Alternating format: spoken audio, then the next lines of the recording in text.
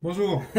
Salut à tous, c'est Bankedao pour une petite présentation et surtout des réflexions concernant les tournois à soumission et notamment l'excellent roll-up qu'on a pu voir hier à Rayonnement Maison organisé par Fighting Beat et donc en l'occurrence Malik Silla et donc un petit peu à échanger sur ce sujet, poser un peu quelques réflexions sur ce que peut devenir les compétitions à soumission en France, parce que on voit ce que ça donne aux US, et dans un premier temps déjà parler du roll-up, ce qu'on en a pensé, ce qu'on a pu voir, ce qu'on a pu comprendre aussi, et étendre après le sujet sur globalement ce type de compétition et quel avenir potentiellement il pourrait y avoir pour cela. Oui, alors quelques mots sur le roll-up pour ceux qui sont connectés et qui n'ont que très peu d'informations sur cette compétition. C'est une compétition donc organisée par Malik dans la ville de Rueil-Malmaison. Et cette compétition mixait des combats de jiu-jitsu brésilien et des combats de grappling dans un cadre de règlement sur le fait qu'il n'y ait pas de points. Donc ce sont des combats de 10 minutes et au terme de 10 minutes, si l'un ou l'autre n'a pas soumis son adversaire, il est considéré qu'un résultat d'égalité est représenté. La chose intéressante, c'est que effectivement, on était dans le cadre de la FFL, donc de la fédération de lutte, enfin de grappling. Et donc au niveau de ce règlement, donc pour les sub-only, il n'y avait pas droit aux clés de talon. Autre chose également, c'est que chaque combattant annonçait une soumission à l'avance et s'il parvenait à la mettre en place, sa prime était doublée. Donc la petite caractéristique, c'est que l'adversaire était au courant de ce que voulait faire le combattant. Donc on va en discuter après, mais c'est vrai que ça changeait un peu la donne sur plein d'aspects. Ouais. On a eu pas mal de combats. Alors déjà, on a eu la chance d'avoir un petit tournoi nordique qui était au point, donc ça c'était plutôt sympa. Les gars se sont vraiment donnés. Moi j'ai trouvé en tout cas sur le tournoi nordique que les gars ils osaient, ils ont travaillé, etc. On a eu des gamins. J'ai vu tout à l'heure que Will a partagé la vidéo. Ah, Donc vous pouvez le trouver, je pense que William doit l'avoir mis sur Facebook. Vous verrez, les gamins, ça nous met une bonne claque, hein. La nouvelle génération elle va être assez extraordinaire. ouais. Et après, donc on a eu des combats aussi bien en gi qu'en no gi, ça aussi je pense que c'est important de le préciser, parce qu'il n'y a pas les mêmes rythmes dans les deux, et quand on cherche de la sub only, bah, ça donnait pas du tout les mêmes choses. Dans ces tournois-là, il y a eu 30% de soumission, donc c'est quand même assez intéressant comme stat. Mm, mm. Il y a eu Deli qui a gagné sur sub, il y a eu Il y a euh, eu Nélis qui a gagné sur ouais, soumission, exact, Wilfried Wilfried, et Willy qui a gagné également sur le main event. c'est ça. Alors effectivement, il y avait 13 combats, 4 soumissions. Et ce que je propose, c'est on va dérouler les combats qu'il y a eu les uns après les autres, Tu les as en tête là? et à peu près. Et puis on fera, en même temps, on va essayer de décortiquer un peu ce qu'on a vu, les ressentis, partager des choses. Bon, globalement, alors ce qui est intéressant pour la compétition en elle-même, c'est que Malik a communiqué finalement assez tardivement sur la compétition et je crois que entre la première communication et puis la date d'aujourd'hui, il y a eu peut-être un mois et demi. Ouais. Donc, il avait pris une salle de 600 places et la salle était pleine. Donc, il y a déjà un premier point intéressant, c'est que sur ce type de compétition grappling qui est quand même assez réservé aux experts, il a su ramener beaucoup de monde en assez peu de temps. Donc déjà, on parlait hier avec Pan, que ça veut dire que finalement, peut-être qu'on n'a pas forcément besoin de faire trop de communication à l'avance et que le public était quand même essentiellement des gens, des clubs et des pratiquants, d'accord. Contrairement au MMA où on peut retrouver des gens qui s'intéressent à ce sport-là mais qui ne pratiquent pas du tout. Quand on regarde le public, c'était quand même beaucoup de supporters, des gens qui appartenaient au club des combattants, et puis bah, de temps en temps, peut-être qu'il y avait des gens qui amenaient des amis à eux qui connaissaient pas trop ce sport, mais qui le connaissaient de loin. Donc, on constate quand même que c'est un public plutôt d'experts qui vient à ces manifestations-là. Ouais, là, c'est clair que sur l'organisation, hormis le petit retard du début où il y aurait pu avoir un, un petit temps, peut-être avec. Il y en a qui me disaient, ouais, ils auraient pu mettre un petit show avant, ou ou ce qu'on disait, des explications X ou Y sur l'origine de la discipline, parce que tout le monde ne connaît pas particulièrement notre discipline. Là, effectivement, si on veut toucher un public plus large, il faut un moment ou un autre, sachant que c'est pas visuel, on n'a pas un sport qui est ultra visuel, faut un moment ou un autre expliquer et donner un petit peu d'historique sur ce que c'est, comment ça fonctionne et comment ça peut évoluer dans le temps à venir. Je pense que c'est normal parce que comme c'est la première édition et que Malik et son équipe ont la volonté de reprendre l'événement, c'est normal qu'au début, voilà, il y a des affinements à faire, il faut rendre un peu la chose un peu plus fluide. Je pense que les équipes doivent se connaître. Il y a 10 ans, quand Hatch faisait les ASF, donc pour ceux qui se souviennent également des compétitions de grappling, c'était pareil, et avec le temps, il s'est affiné. Donc pour moi, il n'y a pas de souci. Je pense que globalement, c'est quand même très très bien passé. Les combats étaient très bien. Mis à part l'attente du début, que le début, parce qu'après le rythme était super soutenu. On a vraiment eu à chaque fois, quoi, ça c'était vraiment super. Là, hormis le début qui était un peu long, mais bon, ça se travaille. Les rythmes étaient super. Après, faudrait voir pour les gars au tournoi nordique, mais ils avaient toujours 2 combats avant de recombattre. Non, ça s'est plutôt bien enchaîné. Et ça s'enchaînait vraiment bien. On n'a pas attendu entre les combats, et ça c'était vraiment top. Et juste un dernier point, effectivement, comme tu le soulignais. Ce qui aurait été intéressant, notamment, moi j'ai amené des gens qui connaissaient pas ce sport, et je pense qu'il y a même dans le public des gens qui pratiquent mais qui ne connaissent pas vraiment certains points essentiels de ce sport-là. On peut penser que une petite introduction, notamment pour les officiels là, de la mairie de Rueil-Malmaison, une présentation de notre sport en général, du lifestyle associé à ça, de la passion qui nous anime tous. De l'impact sur les autres arts martiaux, et puis aussi l'histoire dans le sens où c'est un sport qui est assez jeune, qui est arrivé il y a assez peu de temps en France, donc expliquer comment cet engouement est arrivé, à quel stade de maturité on est actuellement en France par rapport à ça, et comment c'est perçu dans les autres pays, ça c'est aussi intéressant, puis expliquer aussi les règlements, les différences entre les différents styles qu'on va retrouver, puisque dans ces sports de préhension on va retrouver des choses comme la lutte, le judo, la lutte à livrer, le jiu-jitsu brésilien, voilà, et puis aussi des gens du MMA qui viennent faire du sol aussi, qui viennent s'exercer au sol. Donc voilà, peut-être que dans l'esprit de tout le monde, c'était pas forcément clair, et on aura l'occasion peut-être par la suite de pouvoir expliquer ça à un public voilà, qui viendra de plus en plus nombreux. Puis je pense que vu la réussite de cet événement, il y en aura d'autres, et je pense qu'il y aura plus de gens aussi qui vont venir regarder. En parlant de public, je trouve que c'est important aussi, parce que moi c'est la réflexion que je me suis fait hier. Le public, il était motivé quand il y avait un passage de garde ou quand il y avait un sweep, etc. En fait, même le public, même nous en tant que public, on n'était pas dans l'esprit du sub-only. Et ça, je pense qu'on va revenir pas mal dessus. C'est-à-dire que même l'éducation du public, c'est-à-dire nous, pratiquants, là, parce que la majeure partie était des pratiquants, n'était pas éduqués à voir un match de sub-only. Il y avait des pics de ouais vas-y pour un passage de garde, pour un sweep, pour des choses en fait qui ramènent des points. Sauf que on s'en fout, on part sur de la sub only. C'est-à-dire que même nous en tant que pratiquants, d'une part, on reviendra plus tard dessus, et en tant que spectateurs, on doit apprendre à avoir une autre manière de percevoir la compétition. Et bien sûr que c'est chouette qu'il y ait un passage de garde, bien sûr que c'est chouette un sweep, mais si il se passe rien, qu'il n'y a pas de tentative de sub, qu'il se passe rien après, c'est pas nécessairement bien dans le sens du cadre qui a été proposé au départ. Et ça, je pense que ça va venir avec le temps. On le voit à l'IBI notamment, où maintenant on l'entend avec le public. Les phases qui motivent les gars sont plus du tout les mêmes que sur le premier IBI. Alors justement, comme on est en train de dupliquer comme dans beaucoup de domaines, ce que l'on fait aux États-Unis d'un point de vue sportif. Il faut savoir que dans les compétitions sub-only qu'on trouve aux États-Unis, comme le BI par exemple, on va avoir une catégorie de combattants qui vont aller chercher ce type de compétition parce que ça correspond un peu plus à la philosophie qui se font de leur pratique sportive. C'est-à-dire que je pense honnêtement qu'il y a des gens qui aiment l'IBJJF et qui aiment le travail associé technique à la recherche de points et d'avantages. Et il y a des gens qui ne se retrouvent pas dans ce cadre-là et qui vont plus se retrouver sur des sub-only, sur des compétitions type EBI avec des règles qui sont complètement différentes.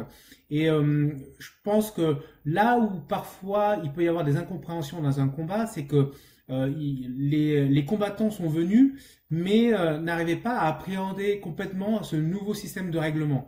Et une des choses qui serait intéressante de faire, c'est de briefer et de bien faire passer la philosophie du sub-only pour les combattants pour qu'eux puissent se libérer eux-mêmes de leur carcan du règlement au point, aux avantages. Et ça permettrait de libérer un peu le jeu. Ouais, mais alors c'est dit quoi? Là, moi, pour avoir testé, il y a, on parle de sub only, donc King of Submission, où j'ai combattu Mika. Avec Mika, à la fin, on s'est regardé, on a combattu un quart d'heure et on s'est dit bon, on n'a pas fait un bon match.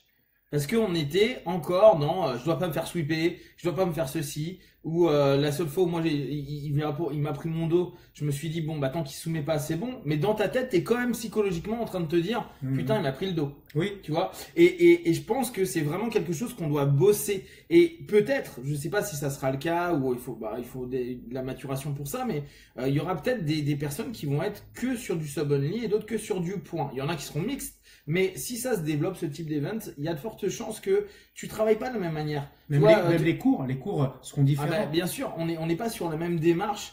Et donc, toi, quand tu combats, on en parlera parce qu'on a vu pas mal de 50-50, notamment avec des super matchs où il y avait...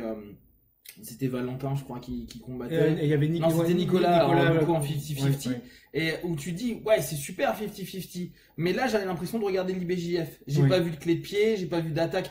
Bien sûr, hein, les mecs sont des tueurs. Hein. Mais on n'était pas dans un esprit sub-only. Et pour l'avoir vécu de l'intérieur, moi, je me rends compte à quel point on n'est pas prêt. C'est-à-dire qu'on s'est pas préparé pour faire de la sub-only. Ce qui est important pour les auditeurs et pour le public, c'est de comprendre qu'il y a vraiment deux mondes différents. Il y a le monde IBJJF, on va dire, de manière large, avec les points et les avantages.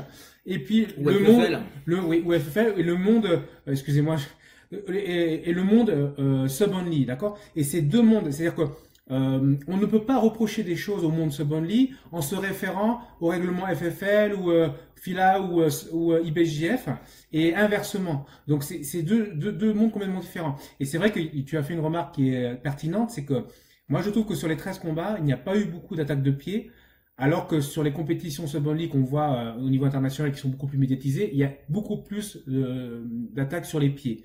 Ce qui est assez logique puisque de toute façon c'est là où il y a moins besoin d'aller chercher plus de positions difficiles comme passer la garde, prendre le dos, monter, etc. Et donc le sub-only c'est très souvent, on va dire, beaucoup de guillotines, beaucoup de triangles, beaucoup de clés de talon, de clés de jambes, des choses comme ça. Et on n'en a pas trop vu hier, mais bon, il y a pas aussi les clés de talon. Donc tu sais que sur l'IBA il y a ça, et ce qu'on voit beaucoup à l'IBA qu'il n'y a pas, et ça c'est important, on n'a pas le droit de croiser les jambes. Donc on garde quand même les trucs IBJJF, CFL, donc du comité de lutte, et ça on n'a pas le droit. Et je pense que tant que ça peut-être on l'ajoute pas. On risque de se retrouver dans des situations où parfois l'attaque de pied elle va moins se faire parce qu'il y a des gens qui ont des pieds super souples, on le sait bien. Il y a tout un truc, mais je pense que à terme venir sur cette dimension à dire les clés en vrille elles sont pas si dangereuses que ça, les jambes elles pètent pas à chaque fois quoi. Heureusement. Mais il y a un truc, alors si on prend un peu l'événement dans l'ordre. Donc moi j'ai amené avec moi des gens qui connaissaient pas du tout ce sport-là. Donc j'ai pu aussi être témoin de leur ressenti et puis de leur questionnement et puis de la manière à laquelle ils pouvaient être intéressés par l'événement. Alors ils ont beaucoup aimé les premiers combats du tournoi nordique. Parce qu'en fait, c'était des gens qui avaient probablement quelques années de pratique, mais qui étaient considérés, on va dire, comme des espoirs. Donc, en plus, c'était des légers, donc ils ont tenté plein de choses. Donc, ça a beaucoup bougé. C'était très engagé physiquement, et eux ont beaucoup aimé ça parce que, voilà, il y avait vraiment de l'action, c'était vivant. Et je pense qu'effectivement, dans les catégories, on va dire, si on se rapproche du jiu-jitsu brésilien, en bleu-violette, ça bouge pas mal. À partir de marron-noir ou bien des gens avancés, donc typiquement au fur et à mesure qu'on avançait dans la carte, il y a la prudence qui s'installe plus. Donc effectivement, il y a parfois des combats qui sont un peu figés. Et en plus, si on reste cantonné aux ancrages des points et des avantages, il peut y avoir des situations où c'est vraiment réellement bloqué. Après, eux, ce qu'ils ont apprécié, donc outre le fait que c'était très engagé, c'est que ils ont bien ressenti qu'il y avait une dimension physique très forte parce que il va à fond, il y a beaucoup de techniques, il y a des tentatives de projection, ça travaille debout, etc. Et ce qu'ils ont aimé à la fin, c'est qu'ils ont vu que vu le classement, c'était pas forcément le plus physique qui avait gagné. Donc il y avait une histoire de tactique derrière. Après, ce qu'on a vu derrière, c'est les gamins. Alors les gamins, c'était extraordinaire parce que eux, no complexes, ils y sont allés à fond. Il y avait 5 techniques par seconde. Je pense que c'était un des matchs qui a le plus plu au public.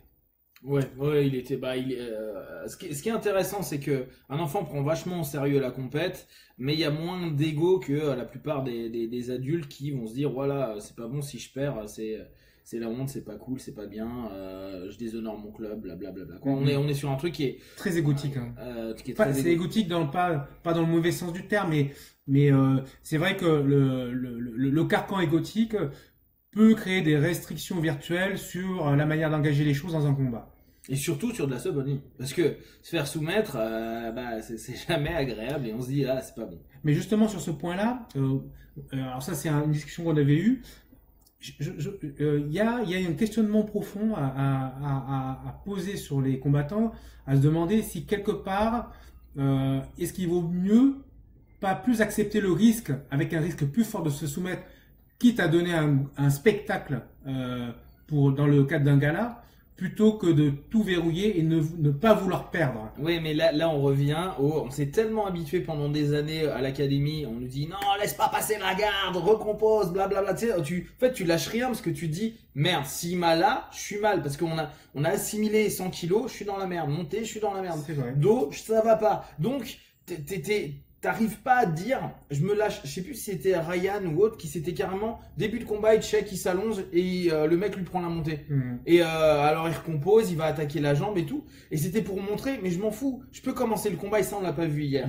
Mais d'ailleurs ça a été drôle. Il y avait un combat, c'était qui c'était pas Steph où un moment c'était un peu la galère en lutte debout. Un moment ils arrivent au sol et puis il y en a un, il s'est assis, l'autre est resté debout. Et celui qui était assis s'est relevé. Mais on s'en fout, on est à la sub-only, on n'a pas besoin de se relever, c'est à l'autre de venir. Oui. Enfin, tu vois, et ça, c'est des trucs qui viennent pas en tête parce qu'on a l'habitude de se dire, bah ouais, va falloir se relever, va falloir relutter, etc. D'ailleurs, on le voit sur les compètes américaines où maintenant, même les bons lutteurs, bah quand il y a un gars en face, le mec il s'assoit. Il attend, il se prend pas la tête vu qu'il n'y a pas de points, on s'en fout. Donc bon, c'est pas super bon pour le côté lutte, ça c'est clair. Mais ça donne vraiment d'autres stratégies, une autre manière d'aborder. Oui, ouais. Je comprends la difficulté. C'était Jeff Glover contre Malfacine. Ouais, c'est ça. Je comprends la difficulté pour les combattants de switcher d'un système de règles à l'autre. C'est pas évident, effectivement, pour tous les carcans, tous les patterns liés à des règlements. Il y a un vrai effort intellectuel à faire là-dessus. Et un effort d'entraînement. D'entraînement, tout à fait. Mais le sub-only est un cadre de règles qui est assez rare. Et je pense qu'il y a une vraie opportunité pour les combattants d'aller se libérer du carcan des règles du règlement pour aller vraiment se lâcher dans ce sport complètement. Il y a quelque chose de très libérateur. C'est comme les gens qui ont toujours fait la lutte à livrer depuis longtemps et qui se mettent à faire du jiu-jitsu brésilien parce que voilà, ils mettent un kimono et ça permet d'oxygéner le jeu. Et là, je pense que c'est pareil. C'est-à-dire que pour un compétiteur, il est bon d'oxygéner son esprit de compétition en allant se prouver sur d'autres règles plutôt que d'aller en MMA ou je sais pas où c'est on va dire c'est beaucoup plus fastidieux. Là on a l'occasion vraiment d'ouvrir un peu plus le champ pour des gens qui peut-être qui combattent dans les règles depuis 10-15 ans et qui en ont un peu marre, qui ont peut-être envie d'oxygéner en fait leur manière de combattre. Ouais, c'était moi ce que j'avais dit avec Mika, c'est que avec des années de compète au point, la sub, il y a un truc genre on est comme des gosses, c'est un nouveau jeu. Et ça fait vraiment du bien dans la démarche. Je pense qu'il y a vraiment quelque chose à développer au travers de ça. Maintenant, c'est pas évident à organiser. Mais j'ai trouvé très intéressant le combat des enfants parce que quelque part c'est l'avenir et ils sont un peu cette première génération d'enfants à combattre à un niveau aussi poussé. Et de voir des enfants aussi jeunes, je pense que dans une compétition de ce style, on mériterait d'avoir plus d'enfants combattre parce que clairement, là, ça devient vraiment super intéressant. Concernant justement le règlement, là, ce qui peut-être à cogiter, à voir, c'est alors les temps de combat. Bon, 10 minutes, moi je trouve ça bien, mais ça peut être long quand on organise un gala. C'est surtout qu'il faut qu'il y ait ce qui manque peut-être, c'est on en parlait hier, mais c'est cette possibilité d'ouvrir à ce qu'il y a un vainqueur. C'est-à-dire que le draw n'existe pas et dire voilà, celui qui a tenté le plus de subs, s'il y a un seul truc à voir, c'est ça. Maintenant, comment tu considères que la sub est prise en compte?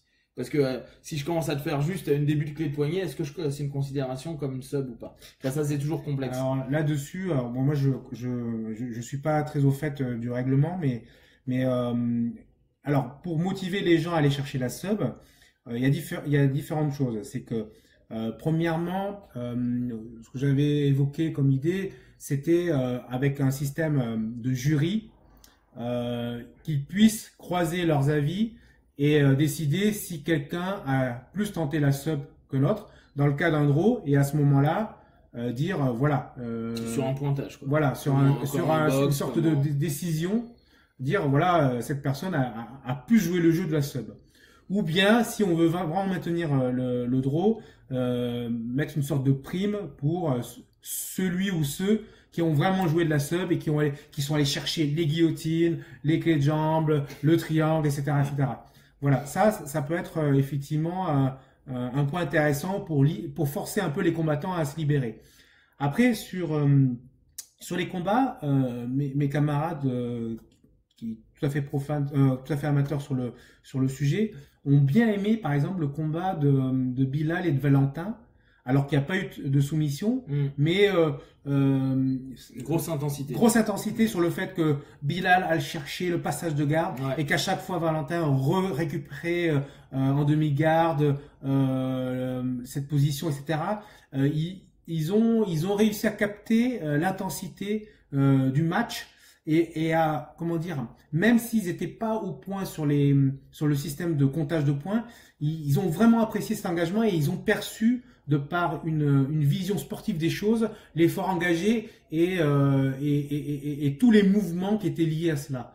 Et ça, c'était intéressant. J'aurais pensé que ce type de combat aurait ennuyé mes amis, alors que pas du tout. Donc là, il y a quand même des choses bien, parce que on peut montrer que même si à terme du combat, il n'y a pas eu de soumission, quelqu'un qui va chercher absolument à gagner des positions pour aller chercher les soumissions qu'il a dit qu'il allait mettre, peut être perçu positivement par le public et vu comme vraiment une guerre sur laquelle ils vont se retrouver. Et la deuxième chose aussi... Mais si on prévient pas au départ quel sub, parce que là c'était aussi intéressant de savoir la sub qui voulait tenter, ça va tout fermer. Mais si toi tu le sais pas dans le public, c'est juste te dire le mec va chercher une sub. Voilà. Pas la sub. C'est ça. Parce qu'en fait, le fait de la sub, à la limite, je sais qu'il y avait une prime derrière, mais ça aurait pu être très bien de dire bon voilà, je vais te chercher en juji, et en fait, toi dans ta tête, tu vas prendre que la guillotine, quoi.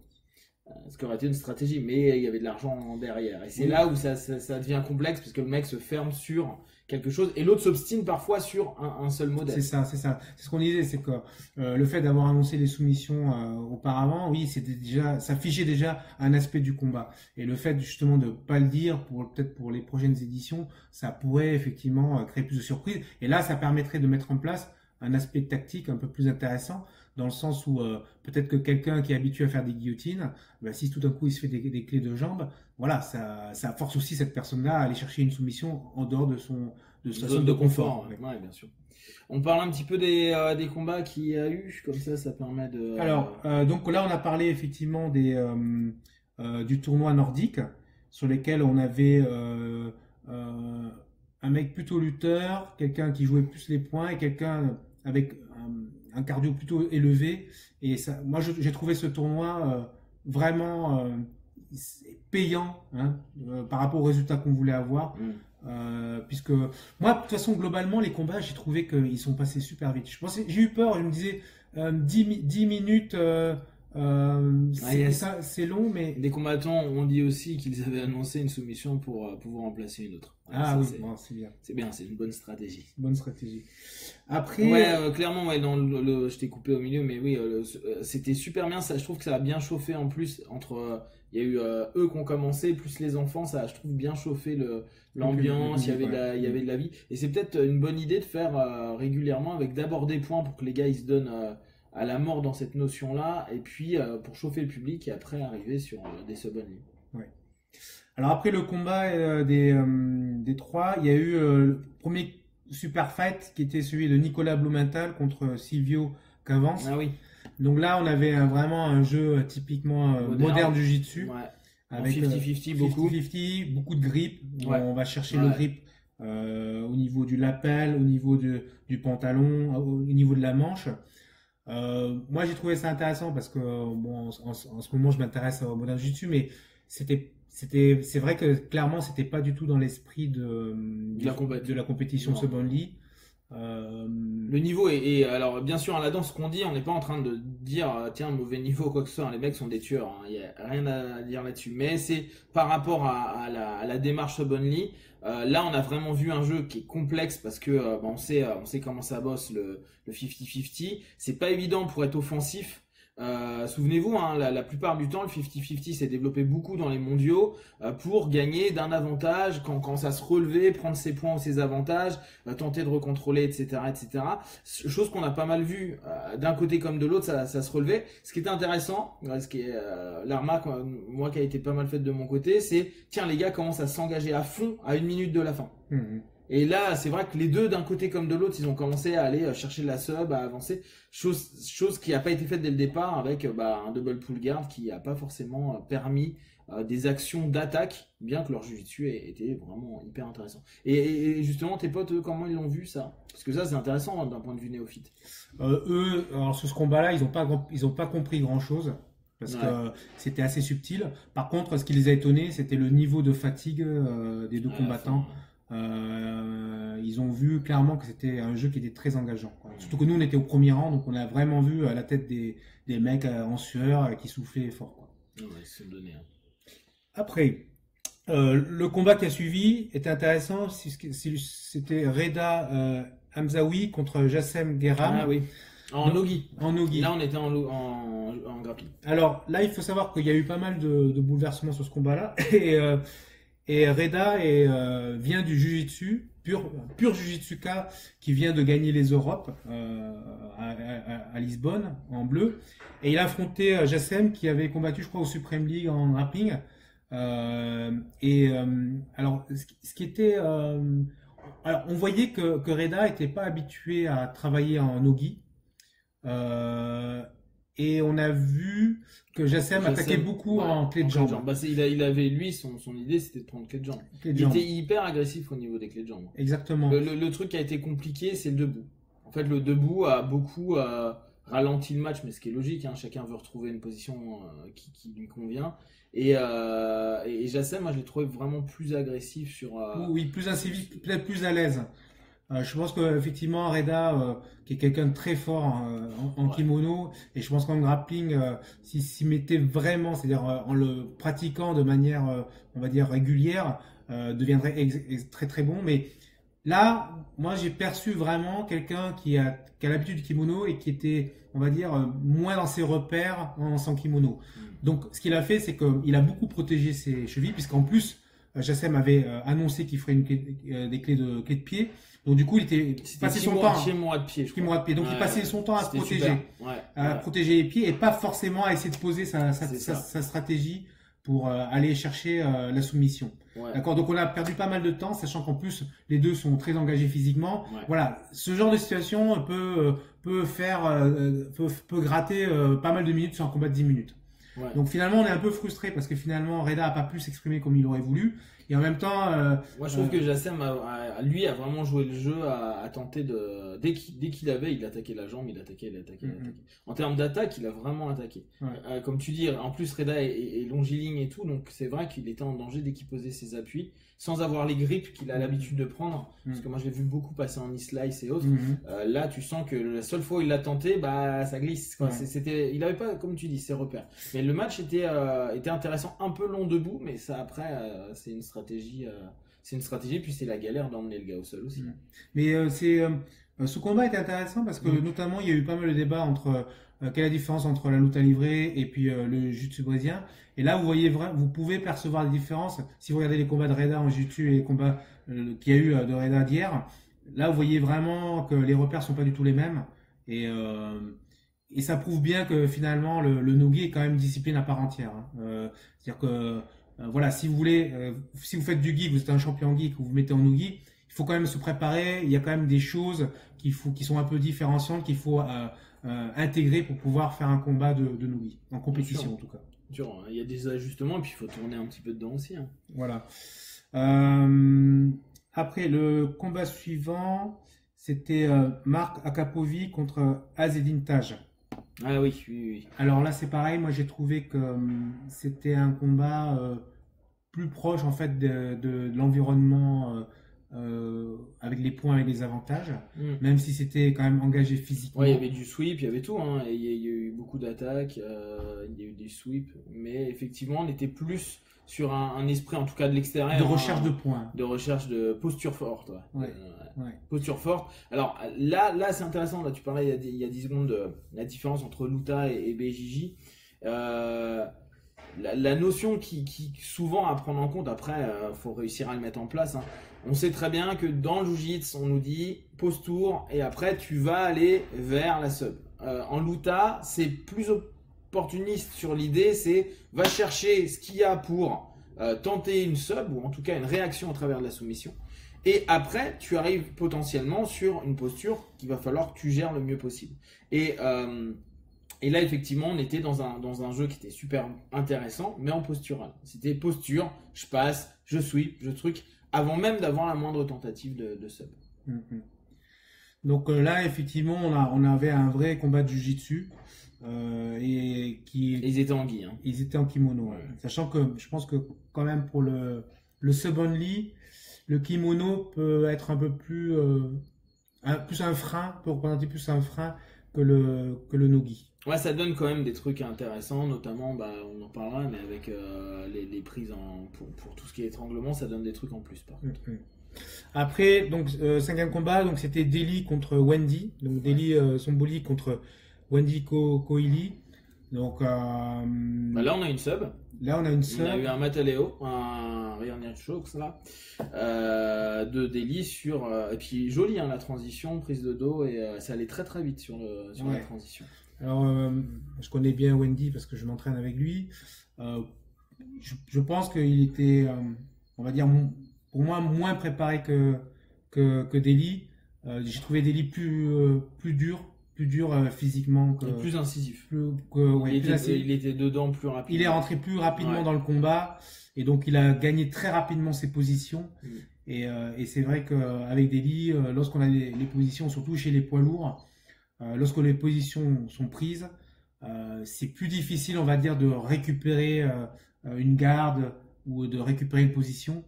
Donc une fois que... Alors ça c'est un point intéressant, c'est que effectivement pour les lourds, lorsque les positions sont prises, la soumission peut arriver beaucoup plus rapidement. Ouais, mais si tu souviens-toi comment c'est passé, il faudrait qu'on voit les vidéos, mais moi de mémoire, à un moment il s'est mis en tortelle, il a sauté dans le dos, tu sais, il a pris 2 crochets, boum, il a passé direct. Hein. C'est allé, pour moi c'était limite à la volée, il est allé super vite, tu sais, il a pas mis le temps de construire, de passer le Mataleo, il est passé direct, il avait la gorge. Donc là c'était pas forcément la posture qui a prévalu. Bien sûr il avait le dos, mais il a pris le dos à ce moment-là. Alors, après le combat qui a suivi, c'était Bilal contre Valentin. Alors moi ça c'est Anguille, hein. Ça c'était un de mes combats préférés parce que voilà, il y a eu beaucoup de choses sur ce combat-là. C'est vrai ils sont partis sur le double pull guard. Ouais. Mais j'ai trouvé un engagement physique un peu plus fort. Bilal s'est vite relevé, hein, quoi. Il s'est retrouvé assez rapidement au-dessus. Et en fait, il n'est pas resté à jouer en 50-50, etc. Il est assez vite remonté pour passer. Ouais. Et alors, il me semble qu'ils ont attaqué les jambes. Je sais plus. Non, c'était Nicolas et. Oui, sur la fin. C'est à la fin où il boitait un petit peu. Je le vois moins là-dessus. Donc là, sur ce combat-là, oui, c'était Jiu-Jitsu avec engagement fort, mais une fois de plus, c'est vrai que là, on n'a pas vu de tentative trop de sub, mais bon, ils n'ont pas eu l'occasion par les placements qu'ils avaient de pouvoir en mettre tant que ça. Non, il y a eu des gros passages de garde, des super recompositions, mais ouais, c'était. On était dans des super matchs de haut point. Vraiment super beau niveau. Combat suivant, donc Sofiane Boukezer contre Stéphane Henkin, donc en nogi. Alors là, c'était intéressant parce que c'était vraiment la confrontation de style, puisque Sofiane est un pur, produit de la lutte à livre, et puis Stéphane fait essentiellement du kimono. Alors Sofiane, gros palmarès en nogi cette année, puisque il a fait vice-champion du monde en grappling, donc combattant très dur, très bonne guillotine, très bonne lutte, bonne posture. Et on le savait dangereux. Et Stéphane, c'est un peu la surprise parce que on le connaît en jiu-jitsu, mais on ne sait pas comment il est en nogi. Et ben, j'étais très surpris par la défense de Stéphane. Et les recompositions. Très connaissant la pression que peut mettre Sofiane, c'était vraiment intéressant de voir quelle mesure il a pu éviter toutes les subs. Alors c'est intéressant parce que la seule grosse sub, ça a été la guillotine. La guillotine et il a bien défendu le coup. Et on sait bien que Sofiane, une fois qu'il a le coup, c'est un peu difficile d'en sortir. Donc là, c'était intéressant sur ce point-là. Par contre, d'un point de vue du combat global, ça manquait d'offensive. Stéphane n'a fait que défendre et n'a pas eu d'offensive. Il a bien gardé. Il est parti sur du berimbolo pour mettre la distance avec Reverse Sofiane. De la Riva, berimbolo. Mais il n'avait pas le jeu pour aller chercher la sub. Non, puis il n'y a pas eu d'action de toute façon. Là, il y a eu beaucoup d'actions de défense. Il y a eu plusieurs passages de garde d'ailleurs de Sofiane. Des super bons copeaux, alors ça, vraiment, chapeau. Mais pas de recherche du tout de ce côté-là de sub. Mais bon, là aussi, il n'a pas eu des masses d'opportunités sur les postures. Et il faut faire attention aussi parce que dans les combats en général, ou sub-only ou super fight, il y a des styles qui peuvent s'annuler. C'est-à-dire que vous avez des combats où il ne se passe rien parce que les deux s'annulent. Et on a la même chose dans la MMA également. Des fois, vous avez deux super combattants, vous dites ça va être du tonnerre. Il se passe rien. Type la semaine dernière, Woodley contre Thompson. Hein. Thompson. Là, j'ai vu un combat à l'UFC là qui a eu, c'était David Ramos. Qui a gagné la DCC, et Sergio Moraes qui a été champion du monde de jiu-jitsu brésilien. Tout s'est passé debout. Donc voilà, c'était pas un combat dans le fond super intéressant quoi, parce qu'il y a quand même de meilleurs boxeurs que de Jiu-Jitsuka champion du monde. Exactement. Autre combat, donc Jonathan Bosoukou contre Wilfried Edmund. Alors là en plus je crois que Jonathan il a été prévenu au dernier moment parce que oui. C'est ça. Faisal n'a pas pu faire le combat, donc il était solide hein, Jonathan. Une bonne jambe, beaucoup de perte de jambes. Donc là-dessus. Soumission de Wilfried sur un nord-sud choke. Nord-sud, il a été incisif, il allé chercher l'opportunité. Alors là, c'est intéressant parce que Wilfried, même s'il a fait des compétitions en nogi, est plutôt orienté MMA. En ce moment, il sort d'un combat justement. Donc, on va dire que peut-être que pour les combattants de MMA, la formule sub-only est plus intéressante s'ils veulent faire du nogi. D'accord ? Puisque en MMA, on se prépare plutôt pour finaliser, pour user le voilà. En fait, il y a quand même un avantage mine de rien, moi je trouve, pour un MMAiste qui s'essaie à de la sub-only, c'est qu'il s'en fout de se faire sweeper, truc machin, tant qu'il arrive à récupérer. Et vu que souvent ils ont un physique en plus qui est les MMAistes qu'on connaît, ils ont tous un physique top quoi. Donc ils sont très puissants et ils jouent beaucoup à l'opportunité, ils y vont, ils sautent, ils avancent. Et on voit que hier, il a pris l'opportunité quand Jonathan a tenté un hippon, ça a loupé le hippon sol, il a loupé, mais après ça allait au sol très très vite. Mais au sol, ça a été grosse pression, travail très lutté en poussant la tête, etc.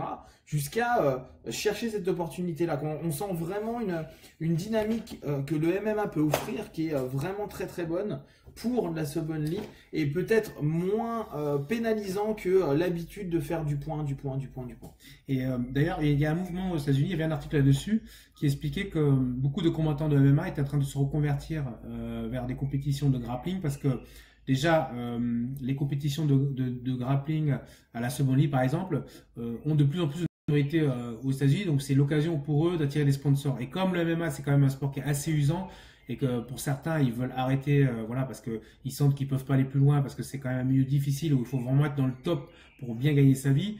il y a pas mal de combattants de MMA qui vont faire de temps en temps ou qui vont carrément se reconvertir dans le sub only. Donc il y a un questionnement intéressant sur le fait de est-ce que c'est pas l'occasion justement dans le cadre de la sub only pour certains combattants de MMA de venir se tester sur le grappling. Ah, intéressant. Apparemment, il avait prévu avec son coach 7 soumissions. Soumission annoncée, elle était stratégique. Tu vois, lui, il a joué en mode stratégie. J'annonce quelque chose et je vais ailleurs. Donc ça, c'était Wilfried. Le combattant suivant, c'était donc Reda Nasri contre Nelly Tonko. Chouette combat, grosse pression. Ah oui, moi je connaissais pas trop Reda, je savais qu'il avait gagné le Vic, je savais qu'il avait gagné, qu'il avait battu Nellis à la décision dans une compétition précédente.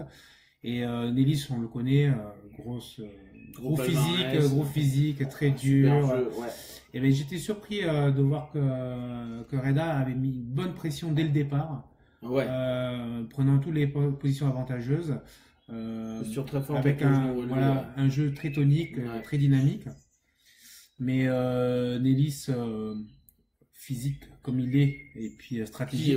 Il a des super angles, hein, parce que le sweep qu'il a fait, il était super joli. Hein. La prise de dos hyper. Et la prise de dos, une fois qu'il y a eu le dos, il lui restait à 3 minutes, 3 minutes 30, donc il a fait ça autour de 7 minutes. Ouais. Après, en plus, il est longiligne et tout, pour enlever. Non, c'était très très propre, et là, il y avait vraiment recherche de sub. D'un côté comme de l'autre, là il y avait une pression. Mais le kimono, c'est pas évident pour aller chercher tout le temps de la sub. Ouais, mais je pense que Nelly c'est peut-être celui qui a entre guillemets plus joué le jeu dans le sens où il a dit qu'il allait faire ce qu'il allait faire et il l'a fait. Donc c'était super combat, très impressionné de voir ces deux en tout cas. Je pense qu'un troisième combat serait pas mal entre ces deux protagonistes. Pourquoi il n'y a pas eu le main event? Mais justement, Kenji, on va te parler du main event. Il y a eu un main event. C'était une mauvaise fois, Kenji. Voilà. Donc le main event, qui pour moi est un combat qui est plein de symbolique pour différentes raisons. Donc qui est opposé Wilfried Sam de la Evoluta contre Nayeb Ezam de NR Fight. Donc deux combattants qui pratiquent la lutte libre. À la base, deux combattants qui étaient à la même académie, qui étaient à NCU avec Flavio Santiago Peroba, FS Team. Donc ils se connaissent très bien puisque Kenji, ta gueule. puisque Willy a débuté avec Nayeb. Et c'est aussi la confrontation de génération, puisque Willy il a 22 ans et Nayeb 36, 37. Ouais, dans cette partie de la trentaine, il approche de la quarantaine. Voilà. Donc c'était super intéressant, puisque c'était deux copains à nous. Voilà. Donc deux gars issus un peu de du même style. Alors, Willy est vraiment rentré dans le combat. Donc l'entrée déjà, c'était impressionnant son entrée. Il a tech donné, hein, et il a emmené Nayeb au sol. Nayeb qui est reconnu pour sa lutte. C'est un bloc, hein, il est fort Nayeb. Hein. Ouais. C'était très bien, il a eu un super temps. Hein. Il a très bien géré le début du combat. Il allait le chercher en fait sur là où il était fort, donc en lutte. Après, donc ça s'est relevé.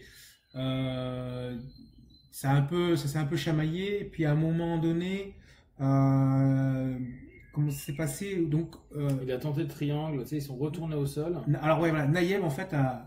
Ah oui. Nayeb est bon en gréco. Ah ouais, il a pris un grip de gréco qui était super. Donc il a allé chercher la gréco avec Nayeb. Willy étant plus grand et quand même physique puisque il a jump gardé. Voilà, Willy lui descend de 80 à 77.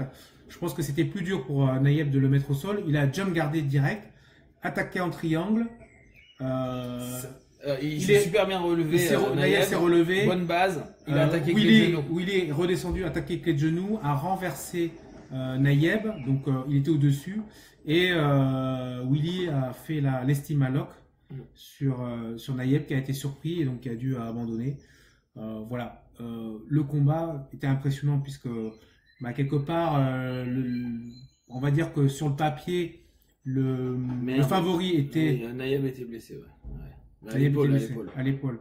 Le favori était Naïeb, et que voilà, c'est intéressant de voir aussi voilà, les nouvelles générations arriver. Et puis voilà, Naïeb, on connaît le palmarès qu'il a. Voilà, c'est quelqu'un de solide qui est toujours là, qui sera encore là. Mais c'est intéressant de voir ces nouvelles générations arriver. D'ailleurs, C'est le sport, hein, c'est comme ça. Et puis le tournoi a montré une nouvelle génération. Tu vois, tu regardes Nicolas, Valentin, quoi, tous les petits loups qu'on a vus, Reda et tout ça, c'est des mecs, quoi, c'est le futur. Et c'est juste, il y a un niveau extraordinaire. Donc c'est normal que les anciens, un moment ou un autre, vont se faire pulvériser. Et puis encore heureux, c'est comme ça que c'est en mangeant la génération d'avant qu'on progresse. Hein. Mais bien sûr, mais de toute façon, tous ces jeunes-là qui arrivent vont être 1000 fois meilleurs que nous. Nous, les vieux machins. Quoi. Ouais, mais et c'est génial. Et je pense que et ça là-dessus, faut féliciter Malik qui ose aller. Vous vous souvenez, il avait sorti un débat sur tu fais du jiu-jitsu quoi sur le forum où tout le monde avait dit ouais lui est super bon etc etc. Et il est allé prendre des petits jeunes, des gars qui ont faim, qui tournent beaucoup, qui avancent et je pense qu'en ça c'est bien de prendre le risque d'aller pas prendre des valeurs forcément sûres qui ont une ancienneté, même s'il y a toujours de la qualité, on voit avec Naïeb, ou Deli, parce que Deli maintenant il va faire l'ancienne génération, Nélis aussi. Mais on va voir justement ce tête bascule. En plus, moi j'ai trouvé ce combat opportun parce que bon, d'une part, c'est vrai qu'il faut quand même féliciter les combattants et puis je pense que même pour Naïeb, voilà, il sait que sur un combat comme ça, il y a quand même on est autour d'un enjeu de la confrontation entre les anciens et les nouveaux. Donc, et je trouve ça intéressant de voir des anciens se mettre un peu en danger face à des challengers. Il y a quand même quelque chose de immuable, c'est que le temps quand même a un impact sur le corps et on fait le parallèle avec un combat qu'il y a eu hier soir entre une ancienne génération et une nouvelle génération. Victor Belfort contre Gastelum. Voilà, pour les gens qui ont connu Belfort, moi à 19 ans. Moi je l'ai vu à 19 ans contre Tankabot, voilà, qui était déjà un ancien. Ouais. Ils se sont engueulés par Carson Gracie. Exactement, et puis là, le voir à nouveau à 20 ans plus tard, 39 ans, prendre un jeune de 20 et quelques années. Voilà, c'est aussi l'histoire des arts martiaux. C'est qu'à un moment, les champions d'hier, il y a un moment où ils vont croiser les chemins des champions de demain. Et ça, c'est des choses sur lesquelles on doit retirer une forme de savoir, d'humilité, de sagesse sur des situations comme ça. Seul regret, il n'y avait pas de moins de 57. C'est vrai que les tout légers sont super intéressants. Bah, ça va vite. Mais ils étaient légers. Il faudrait il faut que tu combattes avec les filles, Christophe. Et les nouveaux, mais anciens comme moi. Mais j'ai envie de dire, il y a des gens qui ont des corps anciens. C'est-à-dire que je pense qu'un mec qui s'entraîne depuis qu'il a 15 ans et qui arrête à 35 ans, il a un corps ancien. Et un mec qui débute ce sport-là à 35 ans, eh ben, il est encore jeune. Parce il traîne pas les traumatismes, des clés répétées, des combats répétés, etc. Donc, quand on dit jeune et ancien, il faut faire attention à la définition de ces mots-là. D'accord? Et souvent, on a des gens qui arrivent, voilà, qui débutent ce sport, qui n'ont pas fait de sport traumatisant et qui commencent le jiu-jitsu à 42 ans. Et à 45 ans, ils arrivent à 47 ans à faire des belles performances, etc. Parce que ils ne traînent pas les traumatismes de dizaines d'années d'usure de ce sport-là spécifiquement. D'accord? Donc, les jeunes comme toi ou les nouveaux comme toi, Sam, pour moi, tu es plus un jeune qu'un ancien. Ouais, puis derrière, alors ça, c'est ce qui est génial, c'est que les générations anciennes sont devenus enseignants. On voit hier, c'était sympa, j'ai croisé Hakim, j'ai croisé plein d'anciens, et c'est eux qui donnent la flamme aux jeunes, c'est eux qui donnent toute l'expérience que les générations d'avant n'ont pas forcément eu. Et même si tu commences à 30 piges ou 35 ans, Jiu-Jitsu, la luta ou n'importe quoi, tu vas voir maintenant des gens qui sont experts dans leur discipline, qui savent comment t'orienter, qui savent ce qui va être bon pour toi par rapport à ton corps, ta souplesse, le type de jeu, le type de rythme que tu as. Et ça va faire une émergence, alors aussi bien pour les tout jeunes, on l'a vu avec les gamins, mais que pour des personnes qui commencent à la vingtaine, à la trentaine ou au-delà, 40, 50, un jeu qui va rapidement croître, rapidement donner des bons retours et on le voit, on a de plus en plus de champions master en bleu, violette. Bon, pour l'instant, ils n'ont pas forcément marron noir, mais on voit que il y a des gars, ils ont 4, 5 ans, 6 ans, ils arrivent à être sur un podium européen, sur un podium Paname, sur des podiums d'hiver, sur des Open IBJF. Donc, il y a de belles choses par rapport à ça. Ce sport, il faut comprendre que ce sport est suffisamment riche dans tous ses travers pour que tout le monde y trouve sa place. Quelles que soient les catégories d'âge, quel que soit ce que les gens recherchent. Donc, il y a des gens qui recherchent la compétition, il y a des gens qui recherchent la reconnaissance, il y a des gens qui recherchent le savoir, la dimension sociale, la dimension sportive. Ce sport est tellement riche que tout le monde peut trouver sa place dans ce sport, et de différentes manières. Et il ne faut pas croire que, par exemple, que ce sport n'est lié qu'à la compétition. C'est pas parce qu'à un moment donné, on peut plus faire de compétition parce qu'on n'a plus envie ou parce que notre corps n'a plus envie qu'on ne retrouvera pas la même intensité dans d'autres manières de pratiquer ce sport-là. On a vraiment la possibilité, quelque part, peut-être de vivre plus intensément notre sport, peut-être en ne faisant plus de compétition qu'à une époque où on faisait beaucoup de compétition. Et c'est là toute la subtilité. Et c'est pour ça qu'on parle beaucoup de lifestyle, parce que c'est quelque chose qui intègre complètement notre vie. D'ailleurs, il y a une chose qu'il faut remarquer, c'est que tous les gens qui pratiquent ce sport de manière intense, allez, on va dire pour 90%, ont des corps qui ont été sculptés par rapport à l'image de ce sport-là. D'accord ? C'est une chose qu'on ne retrouve pas forcément dans d'autres sports où on a une pratique un peu plus légère. À partir du moment où un sport qui engage autant le corps et autant, on va dire, toutes les parties de notre physionomie, forcément, il y a quelque chose qui se calque automatiquement sur notre manière d'être, notre manière de penser. Voilà, c'est quelque chose qui est très addictif et qui est réellement une passion. Même, pour moi, va beaucoup plus loin que le sport en lui-même. Ouais, et puis effectivement, là, on joue sur l'aspect compète parce qu'on parle du roll-up, mais vraiment, c'est ça qui est chouette, c'est que ça peut être une transition, ça peut ne jamais arriver. La compète, c'est comme on veut, et là encore, sur les potentiels de compète, ce qui va peut-être arriver dans les années à venir, et là encore, merci à Malik, merci au staff, c'était, je crois, RSA sur 3, etc. Les gars qui tentent en France de proposer de la sub-only, va y avoir en plus des choix. Tiens, bah moi je suis plutôt un gars qui fait du no-gi type ADCC, ou un gars qui fait de la sub-only, ou un gars qui fait plutôt du gi en forme FFL ou IBJJF, etc., etc. Donc en plus on va avoir du choix qui va arriver petit à petit, et ça sera à nous de nous orienter dans notre forme d'entraînement, dans nos passions, dans notre manière de faire, et de trouver ce qui au quotidien, quand on va à l'académie, nous donne du plaisir, de la joie, et pour continuer à avancer dans ce mouvement. Et là, je crois qu'il reste à peu près une dizaine de minutes. J'ai un petit point sur lequel ce serait bien qu'on puisse conclure, c'est le niveau de maturité de notre sport en France actuellement. C'est-à-dire que on sait bien que c'est un sport qui, de par sa complexité, ne peut attirer que ceux qui pratiquent, ou ceux qui pratiquent. Quelqu'un lambda qui a ce sport, ça lui parlera pas beaucoup de l'extérieur, contrairement à peut-être à la boxe ou à d'autres sports de combat. Est-ce qu'en France, quel est l'état de l'art de ce sport, du jiu-jitsu brésilien ou du grappling, de la lutte à livrer, actuellement, après, vu de notre fenêtre de tir, avec les 20 ans de recul qu'on a sur ce sport-là? Est-ce qu'on va aller plus loin? Est-ce qu'on fera Moi, je pense pas que ça évolue des masses.